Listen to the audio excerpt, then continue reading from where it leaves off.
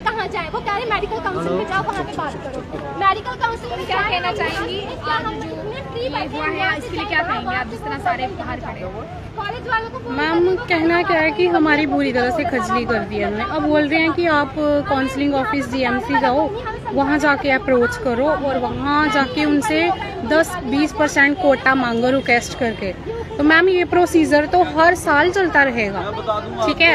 हर साल अगर इन्होंने मेरिट ही उठाना था तो फिर हमारे फॉर्म ही ना भरें।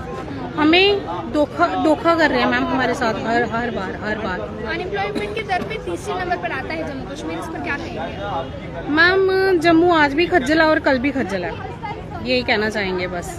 प्रधानमंत्री कहते हैं बेटी बचाओ बेटी पढ़ाओ। मैम बेटी पढ़ाओ बेटी बचाओ सिर्फ कहने की बातें हैं, ये एक तरह का स्लोगन बोलने में अच्छा लगता है, लेकिन बेटियों को जो दुख दर्द है वो कोई नहीं फेस कर रहा, सिर्फ बेटी ही कर रही है और बेटियां ही सारी परेशानियों से जूझ रही हैं। ये कहने की बातें हैं मैम।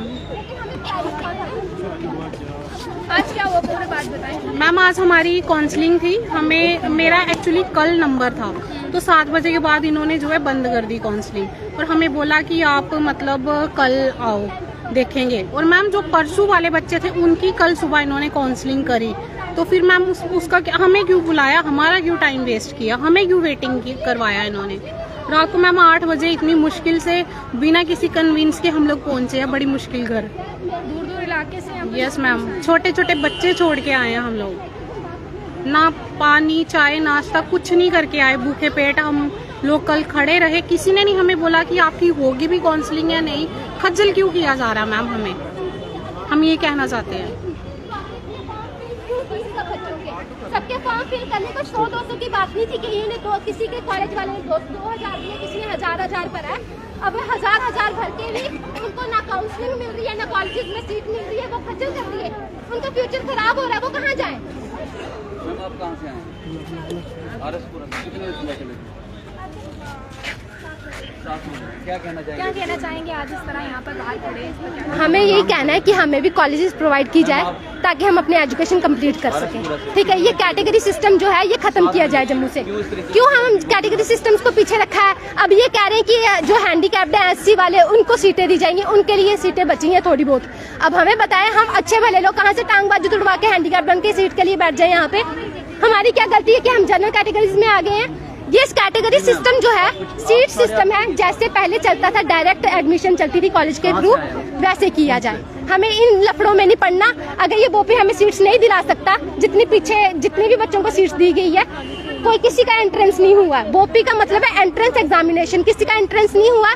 बाकियों को जिनको सीट्स दी है उनकी भी कैंसिल कराई जाए, या तो फिर या हमें भी सीट्स दे, हमें भी कोई कॉलेज प्रोवाइड करे ताकि हमारा भी साल बच सके। हमारा 1 साल वेस्ट हो गया, अब अगले साल के वेट करने को बोल रहे हैं। हमें जम्मू में किसी कॉलेज में एडमिशन नहीं मिल रही, किसी भी कॉलेज में। गवर्नमेंट सीट तो दूर की बात है, हमें प्राइवेट सेक्टर में नहीं एडमिशन मिल रही है। हम कहाँ जाएं अब बताओ।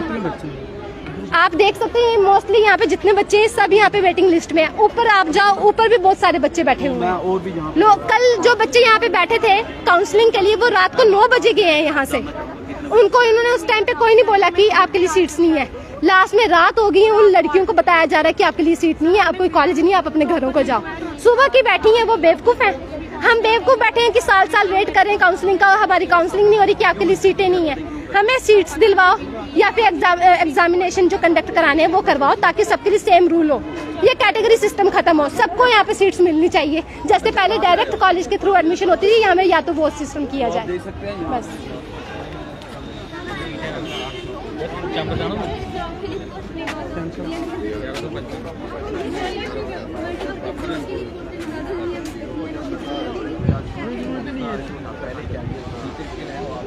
नहीं अगर सीट बढ़ाते हैं ना भी तो खोल देगा।